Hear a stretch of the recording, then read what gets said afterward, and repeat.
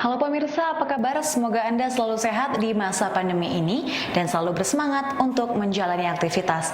Bagi Anda yang harus bekerja di luar rumah, jangan lupa untuk selalu menggunakan masker. Program Berita News Point hadir menjumpai Anda bersama saya, Belinda Amanda. Selama 30 menit ke depan, News Point akan menyajikan berita terbaru seputar Universitas Brawijaya dan Malang Raya. Jangan kemana-mana, keep on our channel News Point.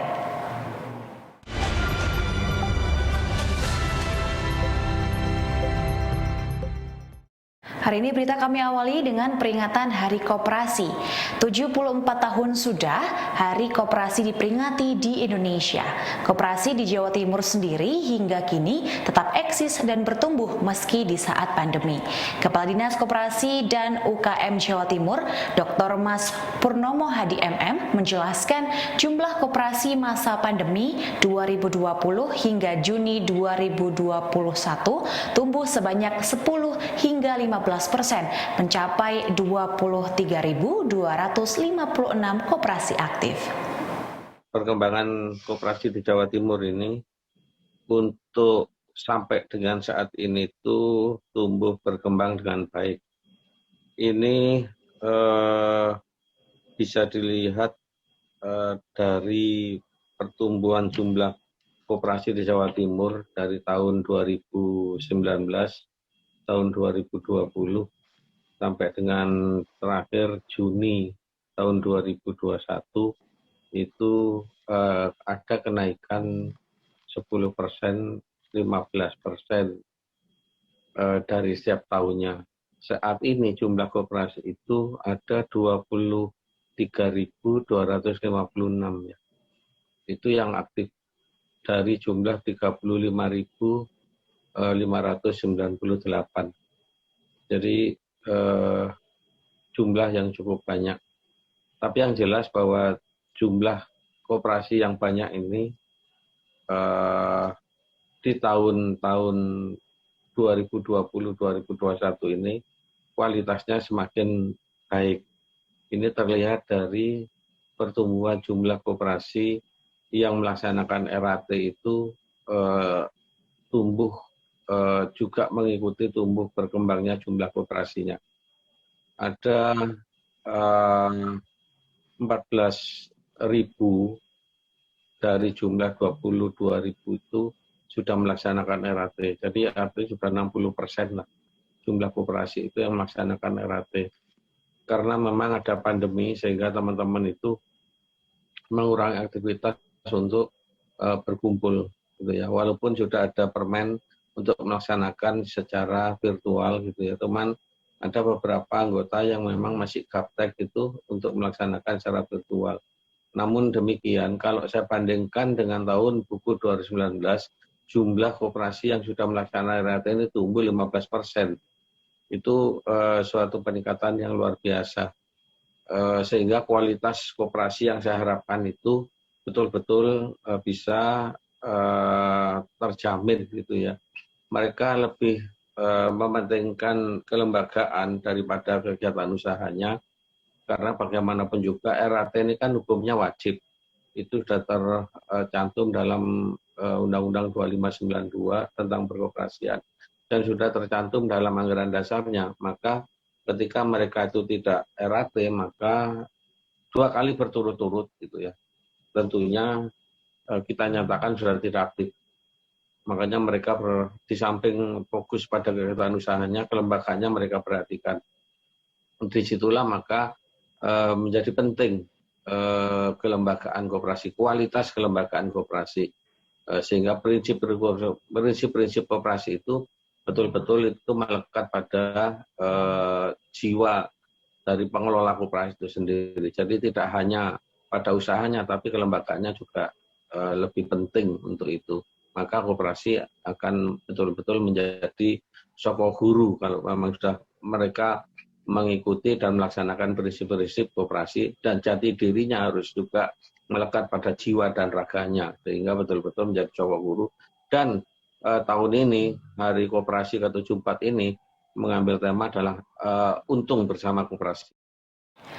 Unit Usaha Pertokoan Koperasi Pegawai Universitas Brawijaya atau KPRI-UB melayani pembelian secara online pada saat pandemi seperti saat ini dengan menggunakan telepon atau aplikasi WhatsApp. Pembeli cukup menyebutkan nama barang yang akan dibeli dan kemudian tim ekspedisi KPRI akan mengirimkan sesuai dengan alamat.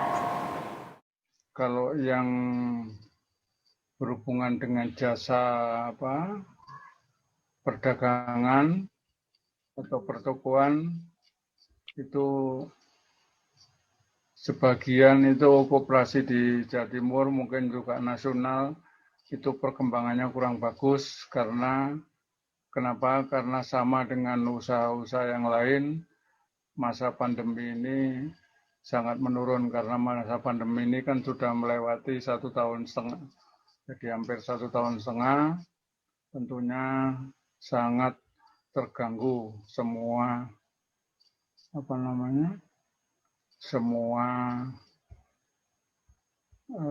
dari yang namanya usaha. Jadi tentunya ini juga kepada semua koperasi primer akan mempunyai masalah seperti ini. Ya, tentunya tidak semua tetapi alhamdulillah untuk KPRI-UB sampai saat ini alhamdulillah tidak mengalami kendala, terutama di bidang usaha pertokoan atau perdagangan. Ini terbukti dari laporan hasil usaha, dalam hal ini lebih khusus adalah SHU, sisa hasil usaha, alhamdulillah meningkat dibandingkan tahun 2000 atau tahun sebelumnya. Seperti itu kira-kira perkembangannya.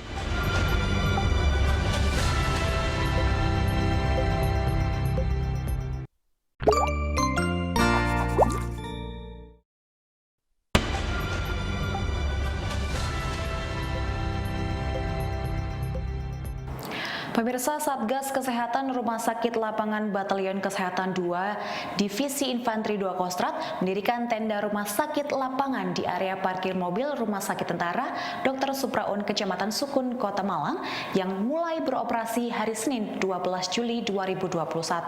Rumah sakit lapangan dipergunakan untuk membantu merawat pasien COVID-19 di wilayah Malang Raya dan di sekitarnya yang terus meningkat setiap harinya. Komandan Batalion Kesehatan 2 Diviv 2 Kostrat, Letnan Kolonel Agung Siswanto menyatakan bahwa perbantuan tenda rumah sakit lapangan ini akan diisi oleh 172 personel tentara yang memiliki kualifikasi kesehatan dan sudah terlatih. Para prajurit ini sudah ada yang pernah bertugas di Wisma Atlet Jakarta untuk menangani pasien COVID-19.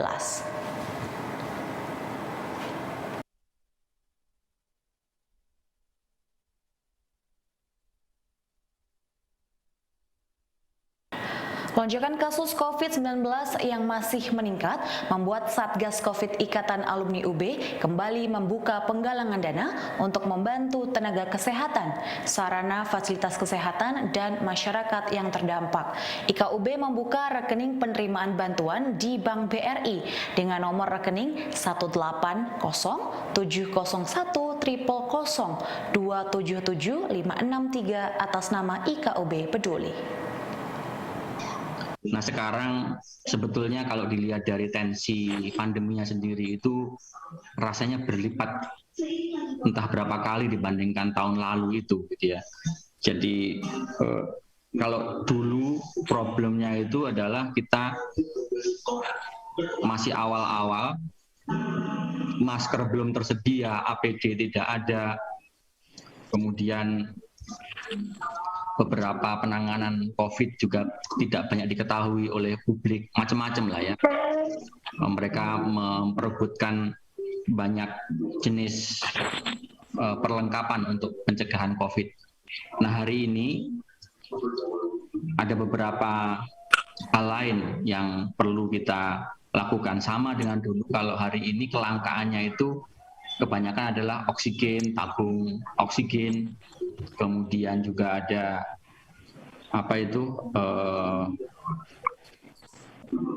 rumah antri di rumah sakit, isolasi mandiri, dan seterusnya lah.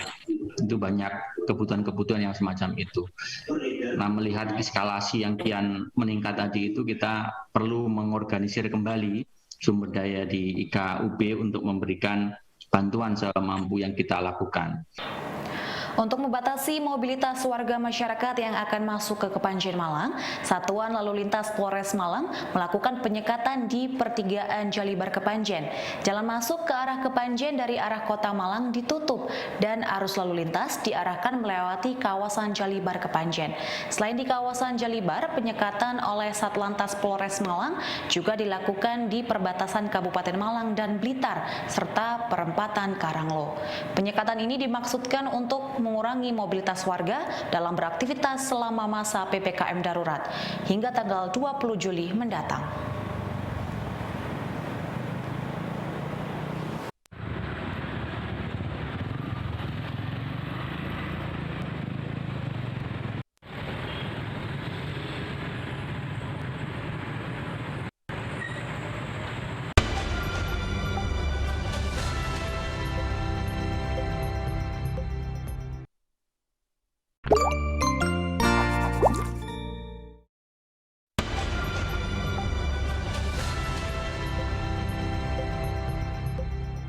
Pemirsa, program vaksinasi COVID-19 secara massal terus digenjot oleh pemerintah agar bisa menekan laju penyebaran virus mematikan ini tanpa terkecuali. Berikut update perkembangan vaksinasi di Kabupaten Malang yang disampaikan oleh Kepala Dinas Kesehatan Kabupaten Malang kepada reporter Newspoint di sela-sela kegiatan meninjau persiapan rumah karantina di tingkat kecamatan untuk warga terkonfirmasi positif COVID-19. Vaskes kami yang sebagai vaksinator itu ada 64 tempat ya, 64 lembaga, yaitu 39 puskesmas ditambah 23 rumah sakit ya, terus kemudian ditambah 1 KKP atau pusat kesehatan pelabuhan ya, kantor kesehatan pelabuhan begitu. Jadi ada total 64, masing-masing ada yang mempunyai tim vaksinator itu 2 tim, ada yang sampai 7 tim. Jadi kalau kita total sebenarnya rata-rata 4 tim ya, berarti kita punya kurang lebih 240 tim. Sekarang sasaran awal kami ya, sasaran awal kami yaitu usia 18 sampai sepuh ya, sampai lansia. Itu sebenarnya 1,350-an sasaran. Itu target keseluruhan ya, Pak? Ya, namun ada perubahan sekarang sesuai dengan edaran Kemenkes bahwa sasaran sekarang adalah mulai usia 12 tahun sampai dengan lansia, sehingga sasaran untuk Kabupaten Malang itu kurang lebih 1,8 juta jiwa.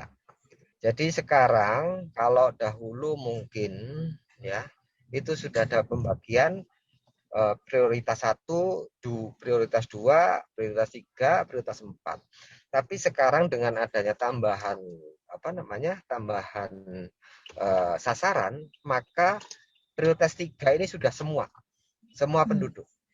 Jadi tidak melihat itu nakes, tidak melihat itu perusahaan, pelayanan publik, TNI, Polri, guru, dan lain-lain, tapi kita sudah menyasar berdasarkan usia, yaitu 12 sampai lansia, sehingga kami tidak memilah-milah lagi prioritas 3 itu untuk siapa. Kami langsung saja bahwa semua penduduk yang di atas usia 12 sampai lansia itu menjadi sasaran kita. Pemirsa, pandemi COVID-19 sangat berdampak bagi sektor pariwisata. Hal ini menjadi perhatian dosen pariwisata via UB, Anissa Samira, yang sedang mengembangkan penelitian mengenai virtual tourism sebagai resiliensi sektor pariwisata di tengah pandemi COVID-19. Dilatar belakangi oleh kepedulian pada sektor pariwisata yang terkena dampak pandemi sangat tinggi dan masyarakat yang masih antusias untuk berwisata namun terkendala kondisi pembatasan mobilitas, dosen pariwisata via UB, Anissa Samira Bafadal, mengembangkan virtual tourism sebagai upaya agar sektor pariwisata dapat bertahan di tengah pandemi. Ketika kondisi psikologis orang takut untuk keluar rumah, mungkin juga karena lingkungan masih terkena ada banyak virus, kemudian juga kondisi fisik atau kesehatan misalnya karena dulunya adalah penderita COVID gitu sehingga lebih rentan ya. Jadi orang pasien-pasien yang pasca terkena COVID ini juga butuh hiburan gitu ya, atau yang sedang mengalami isoman di rumah ya, atau itu bisa juga menjalani wisata. Jadi sebenarnya berangkat dari wisata itu sebenarnya kebutuhan ya, nggak bisa dihindari bahwa kita memang membutuhkan berwisata, sehingga kondisi pandemi ini walaupun ada dalam hal misalnya kebijakan pemerintah, ada larangan PSBB, PPKM dan lain-lain ya, tentu saja kita mesti mentaati ya, akan tetapi kebutuhan berwisata itu semakin tinggi gitu ya. Nah, apalagi udah masuk tahun kedua, sehingga saya rasa perlu solusi gitu ya. Nah, oleh karena itu saya selaku salah satu pengelola di Laboratorium Pariwisata di Fakultas Ilmu Administrasi Universitas Brawijaya, belajar ya dari para guru-guru kami di Fakultas Filkom, ingin tahu gimana sih kami yang dari sosial ini bisa membantu gitu. Apalagi pariwisata ini terkena dampak cukup tinggi ya. Jadi dengan adanya teknologi realitas, khususnya virtual reality, augmented reality, yang diaplikasikan pada dunia pariwisata atau destinasi wisata, kita mampu membuat replikasi suatu destinasi yang sudah ada maupun destinasi yang hanya imajinasi atau destinasi sintetik ya. Nah, sehingga menghasilkan tampilan yang spherical, tampilan yang 360 yang seolah-olah membuat kita bisa berada di dalamnya, berada di destinasi virtual tersebut gitu ya. Seolah-olah kita dikelilingi oleh destinasi itu, dan destinasi nyata yang kita lokasi kita yang saat ini ada nyata itu seolah-olah kita lupakan sementara gitu ya, digantikan dengan destinasi virtual yang ada di hadapan kita. Nah, ketika kita pakai yang low immersive, tentu saja masih ada, kita bisa melihat sekeliling kita, laptop, terus tampilan dinding rumah kita dan lain sebagainya, suara-suara dari luar. Tapi semakin bergeser ke arah fully immersive ya, itu tentu menggunakan alat khusus ya, seperti misalnya gear VR ya, kacamata khusus virtual reality. Nah, ketika kita sudah benar-benar tertutup dari dunia nyata dengan alat kacamata tersebut, maka pandangan kita seluruhnya tertutupi dari dunia nyata, sehingga kita pindah ke destinasi virtual itu. Penelitian yang mengembangkan kolaborasi antara augmented reality dan virtual reality ini dikembangkan oleh tim lab pariwisata via UB dan telah melengkapi sistem AR/VR tourism dengan katalog destinasi wisata, katalog hotel, serta menu restoran yang membantu promosi pariwisata. Kami memperkenalkan virtual tourism ini, kemudian awalnya kita bagaimana caranya, karena banyak pro kontra virtual tourism, bagaimana menghasilkan uang gitu ya. Nah, akhirnya kita meramu kegiatan yang memungkinkan kita tetap mengajak pemandu wisata, yaitu kebetulan Kayu Tangan itu dikelola oleh Pok Darwis ya. Nah, bagaimana pemandu wisata ini tetap bisa memandu jalannya virtual tour ya. Jadi virtual reality ini kita bisa tetap masuk ke dalam rumah dengan foto atau video 360, kemudian pemandu tetap menjelaskan sejarah dan lain sebagainya. Kemudian bisa interaksi dari Zoom, misalnya mengajukan pertanyaan. Jika ada kendala lebih lanjut, sudah ada produknya. Kita beberapa produknya seperti misalnya Candi Badut, kemudian Museum Brawijaya, kemudian kayu tangan, dan lain sebagainya. Nah, kebetulan yang di kayu tangan ini, kita juga mengundang UKM untuk promosi produk-produk mereka. Ini loh, di kayu tangan kita punya produk khas, kayak kaos, makanan, minuman. Nah, dari sesi virtual tour secara live itu, dibantu pemandu wisata yang asli lokal, kita bisa berjualan produk tetap. Jadi UKM di sekitar kayu tangan tetap jalan, pemandu bisa mendapatkan pendapatan, dan saya rasa keberlanjutannya bisa terus dilakukan. Riset ini akan dipublikasikan dalam International Book Chapter, Globalization of Cultural Heritage, Issues, Impact, and Challenges yang akan diterbitkan pada akhir tahun ini. Dinia Sari Dewi melaporkan.